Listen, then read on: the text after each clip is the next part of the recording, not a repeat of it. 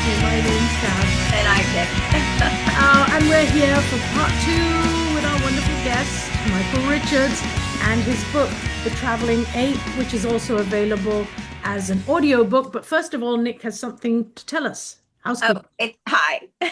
If you like what you see and you want to share with others, please do. And please comment and send us an email. And also, we would love for you to be a guest. If you want to be a guest on the Right Away After Party, please reach out to us. All right.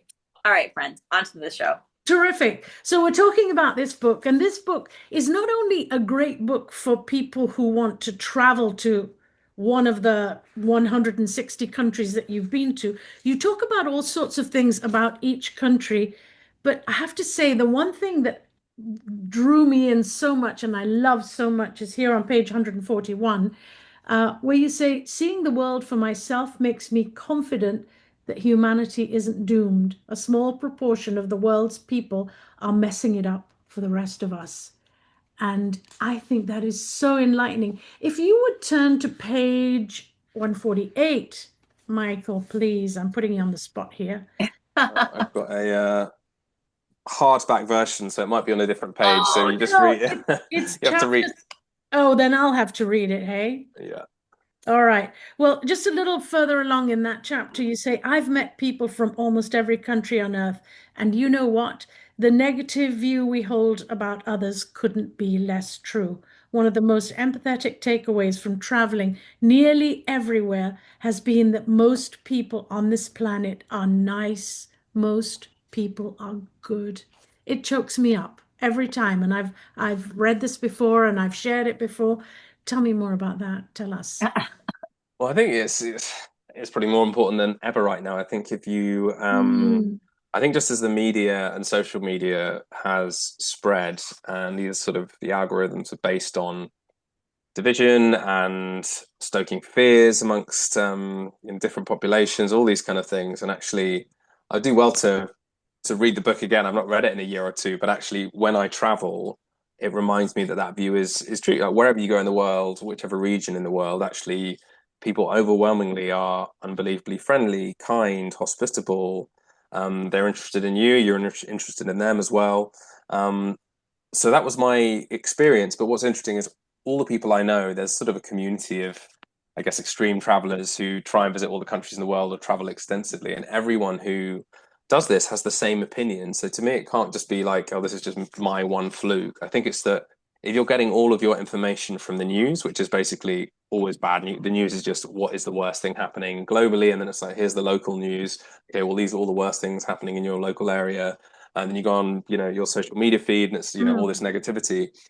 And if you actually try and block some of that stuff out and see it for yourself, most people that do, you are actually kind of enlightened to, this view that actually most people are kind and actually the world is in, there's still massive, don't get me wrong, there's still huge, huge problems in the world and tumult all over the place. But actually, on a smaller scale, when you're meeting people from all these different countries, everyone's got the same general outlook on life that they want to spend time with their friends and they love their families and mm. it's very similar stuff. And I think if you're in a social media echo chamber, you can start to develop a very distorted view of the world. So I would just say that if you have the chance to travel, I'd really obviously be a big advocate for it because I wanted to ask you a question. So when you do go to these countries, are you going with a guide? Are you getting a guide of some kind? Or are you just going? Have you it picked places you want to see?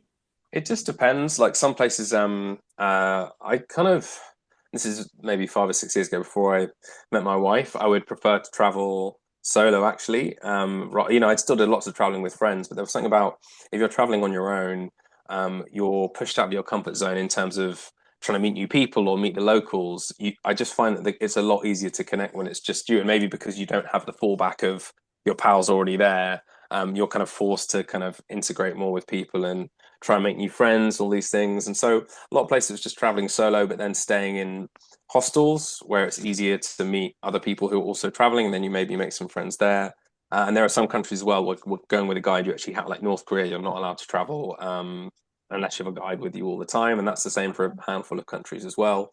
So it really depends on where you're going. But what I have found is often um, it is going on your own sometimes that I felt that I had the most interesting experiences because you really are taken out of your comfort zone. But what I would say though is I think there's definitely an inherent, unfortunately, an inherent advantage here in being male. So I had experience traveling solo as a man, but I don't necessarily think it's the same thing. Unfortunately, traveling for women sometimes. So that's something I always Mm. point out as well because I get a lot of people messaging me say, "You went here, was it safe?" And I was like, "Well, yeah, it was safe." But I think there's certain considerations that have to be taken into account wherever you go as well. Yeah, I would agree. I would agree. I would agree Yeah. that on a safety scale, I think it was probably easier that you were a male. But Absolutely. when you were Mhm. traveling, were you actually like every time you went to a different country, were you going with some kind of like decision of like what you wanted to do there or what you wanted to experience, or were you just going as like a free willing, like I'm just gonna experience this with no agenda? I would have an agenda of what I wanted to see normally, but there was a period where I'm fortunate for the last 7 years I've been able to do my job remotely, even before the pandemic was happening. So there's a period for maybe a year or two where I was kind of just on the road most of the time. I was still working full time, but I could just take my laptop with me and base myself where I went, and that allowed me to. I didn't need to plan ahead too much, so I'd book flights into somewhere and maybe book my first hostel, and then just be able to change it up as I went, knowing that I want to see a few places. But if I liked somewhere, I could stay for longer. If I didn't like somewhere, I could move on quickly. And yeah, I don't necessarily have the same freedom now. I've got lots of other wonderful things, but yeah, I feel very grateful that I had a period of my life with that freedom where I didn't need to plan too far ahead, and I didn't have to ask anyone's permission, or it was just me, and I was able to kind of build that life for myself and live it for a while. Mm. So yeah. Wow, that's pretty incredible. Mhm. I just even having just that amount of freedom, Yeah, be able to just go where you wanted to go. That's incredible. So when very you rare. when you had your first draft or second Mhm. draft or whatever, and you decided, okay, this is a book now, I want to publish it. What did you do? Just very briefly tell us kind of what steps were in case somebody's interested in following in your footsteps. Yeah, so I was told essentially it was like to get the book as you want it, firstly, and so there was Hmm. lots of drafts, and I went on there's a website Readsy where you can get editors to read a draft and give you feedback and all those kind of things. Hmm. And then I sort of heard about different publishing models, and in the end went for the self-published model on Amazon, which has pros and cons because I've used a publisher for a different book that I've published with other authors, and there are pros and cons to both. I think what I liked in Everything. this instant about this sort of the self-published route is that you have, I guess, more autonomy and freedom in terms of how the book will look at the end. The royalties that you get are actually more generous than when you go with a publisher as well. But the downsides are that you don't have the marketing kind of nous that a publishing house would have. But in my case, the way I tried to sort of do it was I had my Instagram page. I had about 10,000 followers, and I'd been doing that for a long time as well. So, and I had the blog as well, which has quite a few subscribers. So I already had this audience there, as Mm. a reasonable audience of people who might be interested to buy the book. And I think it meant that when the book actually came out, that book sales it massively helped having that kind of audience, because I think that's part one is writing the book, and that's hard, and then part two is getting out there, which is arguably harder, I think, a lot of the time. So Yeah, I think I agree. I 100% agree. yeah, I think knowing when it's finished is even harder. Like that's it, isn't you it? could just noodle with it forever. It's like, Exactly. Exactly. And one of the things you do, more or less, you've done at the same time, correct me if I'm wrong, but you lead meditation workshops. Yes, yes. So as well as being a sort of economic and political risk analyst, I'm a meditation teacher. I do like one-on-one meditation teaching, stuff on Zoom. I've done some corporate meditation as well. I've taught meditation online in the House of Parliament in the UK for financial firms. So quite a sort of a wide variety of different situations. But actually, it was, I don't know, I was already meditating when I started traveling. But and I talk about it in the book. I think there's a strange coherence between the two, actually. And what I realized, I think one of the reasons I really like traveling is because it's something that inherently makes you feel more present. You're in a new place, it's unfamiliar, it's interesting, sounds are different, smells are different, all of it's sort of like, to me, it seems like reality is turned up a little bit. You're really, really paying attention to what's happening. And I think that's why I enjoy it so much. And it's kind of the same as meditation, which is teaching you just to be a bit more present, as compared to if you're doing your commute for the 1,000th time, you're not paying attention as much because you don't need to, because you know what you're doing, you know where you're going, you kind of drift in and out. So I think there is definitely the two complement each other. And I think part of the reason I love traveling, and I really am passionate about meditation as well, is to get that sort of the end goal, I suppose, of just being a little bit more present and not spending so much of the time thinking, worrying, planning, etc. Okay. Do you find that in any of these meditation courses, workshops, you suddenly burst out laughing for no reason?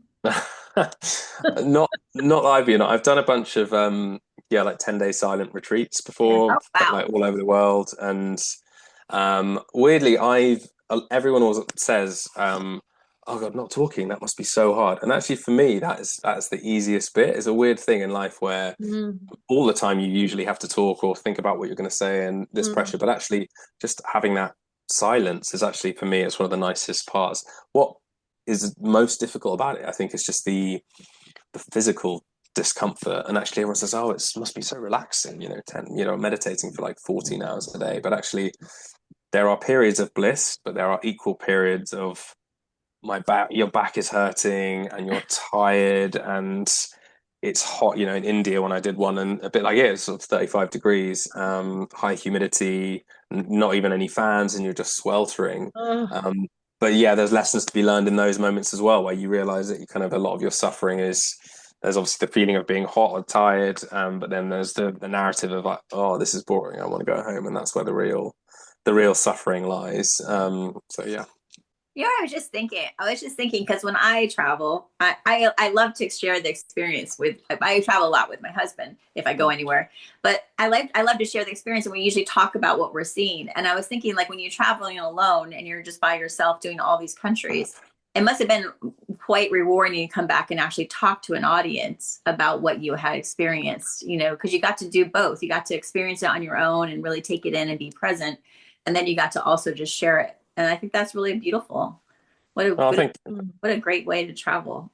Thank you. Yeah. Well, I think actually, and this is something that has just come to my mind, actually, is that because I was doing the blog, as I was traveling in these places, I would do a diary. It wouldn't even necessarily be one in prose, but just bullet points of interesting things that happened, conversations that I had, things that were funny or, interesting, just jotting a few things down every day. And that was useful at the time because it forces you to, I don't know, it's another way of focusing you in on the experience that you're having ultimately. And then going home, actually, you could sort of like flick through those notebooks and say, oh, I did this or had this conversation. It made the book quite easy to write in some ways because those experiences were already there. And I do think actually having the time and the mental bandwidth at the end of the day, or having more solo time to think about these things as well, really helps. Yeah, I love that. I think there was a greater plan. I think you're right. Yeah, I don't know. Yeah, it seems all like really, yeah, like I'd always planned to do this, but it really wasn't. And yeah, I think that's the beauty of, I think every writer has that journey in some way. Yeah, it just kind of fell together, but not really. Yeah. So, Michael, this has been so fascinating and so neat to hear about this and to understand, and that sharing your experience with others is always so valuable, because you never know where people are on their own journeys and what thing might ignite that little spark. And to trust that whatever work you're doing in this present moment may actually, and most probably will, contribute to whatever's coming down the line. I think that's invaluable. We have some rapid fire questions for you if you're willing. Oh, she looks ready. Oh, she's ready. All right, one word answer, no need to answer if you feel uncomfortable with a question. Yeah, just go ahead and just say pass if you don't want to answer. Okay. Where is your favorite place to write? My desk. Okay. Pencil, pen, or computer? Computer. Okay. Do you write every day, most days, or sporadically? Most days. And that's for job or for creativity? But for now, for job, but it's been more creativity in the past. Okay. If you were an ice cream, or what flavor would you be? Strawberry. Oh, okay. Rainy or sunny? Sunny. You're probably praying for rain right now, though. Yeah, amazingly. Beach or mountains? Mountains. Cats or dogs? Dogs. If you could have coffee with any person from your personal past or historical past, who would that be? Oh my gosh. I want to think of someone more highbrow, but David Beckham is coming to mind, so I just say David Beckham. I was going to think of a philosopher or something. I was like, that's my childhood dream, isn't it? So he just hired that. He just hired that amazing goalie. He just hired that for the new Miami team. So that's gonna. Oh, really? Yeah. Okay. That's going to be pretty incredible. That's a good answer. I would want to sit down with David Beckham. And being that we're in the middle of the World Cup and all the chaos and fun and everything, I really wanted, this is a part where you talk about soccer in the book as well. And that was another thing I forgot to ask you about, and we're out of time. So do we have any more questions? No, I'm No? set. That's what The this is avatar. amazing. Thank How you about so how about much. the avatar question? Oh, what if you were an avatar? What would you be if you had to pick one? As like an animal or Anything you want. a bird, so I could fly. Okay, well that makes sense. Even though you were scared to fly as a child. Exactly. There we go. What a turnaround. All right, well, it's been a pleasure. I thank you so much for being on our show, and everyone, thank you so much for joining us. Cath, it's been a pleasure. Always a pleasure. Thanks, Mike, so much. Thank you both.